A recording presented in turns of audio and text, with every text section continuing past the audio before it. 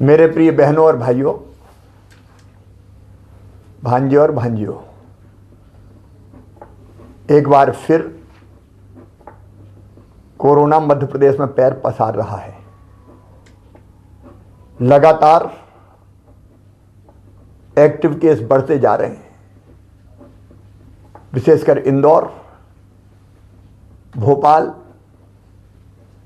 महाराष्ट्र की सीमा से लगे हमारे जिले बैतूल, छिंदवाड़ा, डिंडोरी में भी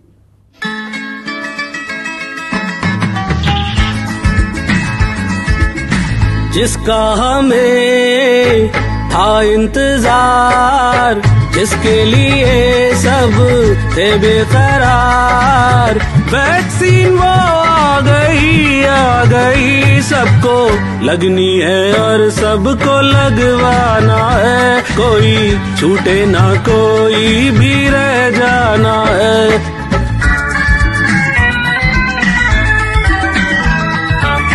इन पे क्या गुजरी तुम क्या जानो, कुछ तो सोचो ओ दीवानो। वैक्सीन पे ना भ्रम फैलाओ, लगवा लो वैक्सीन मेरी मानो। बीजेपी की वैक्सीन भरोसा न जताएंगे, जीतेंगे इलेक्शन तब हम फिर लगवाएंगे। वैक्सीन ना भाई रे ना, फिर भी हमें तो तुमको समझाना है। सबको लगनी है और सबको लगवाना है। जिसका हमें था इंतजार, जिसके लिए सब थे बेकरार, वैक्सीन वो आ गई सबको लगनी है और सबको लगवाना है। कोई छूटे ना, कोई भी रह जाना है, समझे?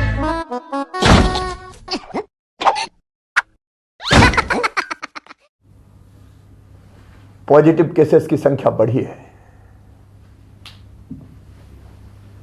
पिछले सप्ताह तक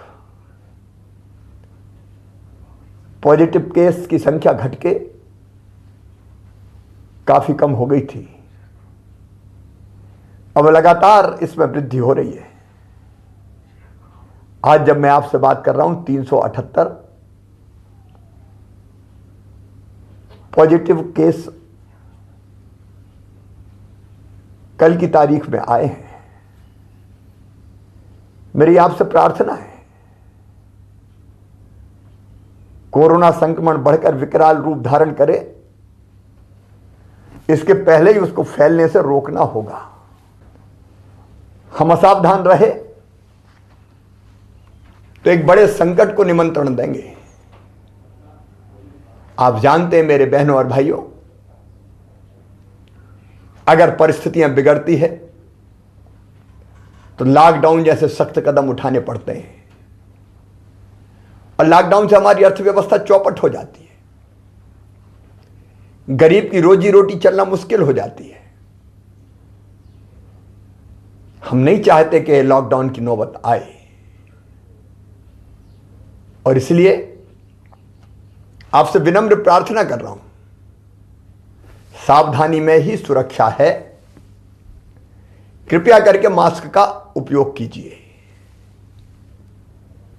मास्क बचाव का सबसे प्रभावी हथियार है हमारे पास। भीड़ भाड़ से बचिए।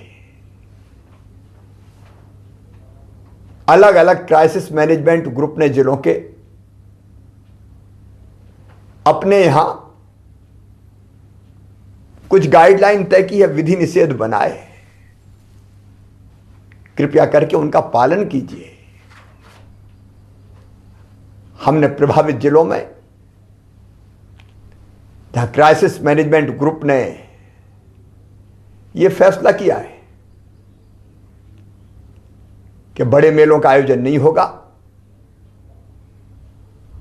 वहां ऐसे बड़े मेलों का आयोजन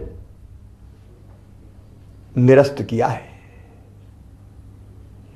कुछ जिलों में, इंदौर जैसे, शादी और विवाह की संख्या को भी हाल की क्षमता से आधी किया है। अलग अलग जिलों की परिस्थिति के हिसाब से जिलों ने ही फैसले किए हैं। मेरी आपसे अपील है, उन फैसलों का सम्मान करें। अभी हम नाइट कर्फ्यू नहीं लगा रहे, लेकिन परिस्थिति अगर बिगड़ी तो फिर हमको उस दिशा में भी जाना होगा।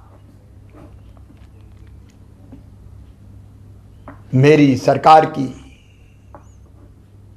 भरपूर कोशिश रहेगी कि हम इस संक्रमण को किसी भी कीमत पर फिर से न फैलने दें, लेकिन खतरे की घंटी बज रही है। आपके सहयोग के बिना संक्रमण रोकना संभव नहीं है। महाराष्ट्र में जिस ढंग से फैला हुआ है, हमारे बॉर्डर के डिस्ट्रिक्ट, चाहे वो बुरहानपुर हो, खरगोन खंडवा का भी थोड़ा थोड़ा हिस्सा लगा हुआ है, बैतूल, छिंदवाड़ा, सिवनी, बालाघाट, सबको सावधान रहने की जरूरत है। वहां से आने वाले भाई और बहनों की पूरी चेकिंग की जाएगी। मेरी अपील है कि आप यथासंभव महाराष्ट्र की यात्रा से बचें। और मेरे मजदूर भाई जो पड़ोस के जिलों में सवेरे जाते हैं, रात को वापस आते हैं, उनसे भी मेरा निवेदन है, मनरेगा के अंतर्गत आपके जिले में ही आपको काम की व्यवस्था की जाएगी। कृपया इस समय महाराष्ट्र जाने से बचें।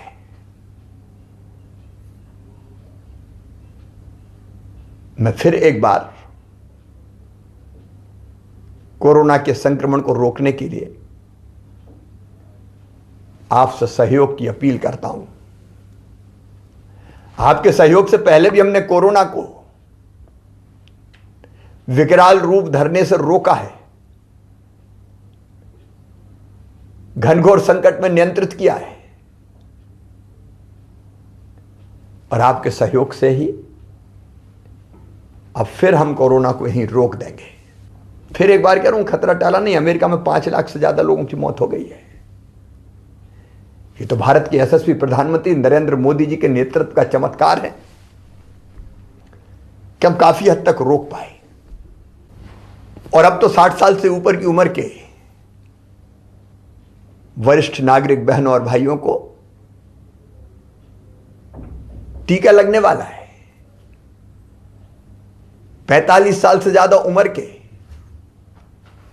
गंभीर बीमारियों से पीड़ित भाइयों और बहनों को भी टीका लगेगा।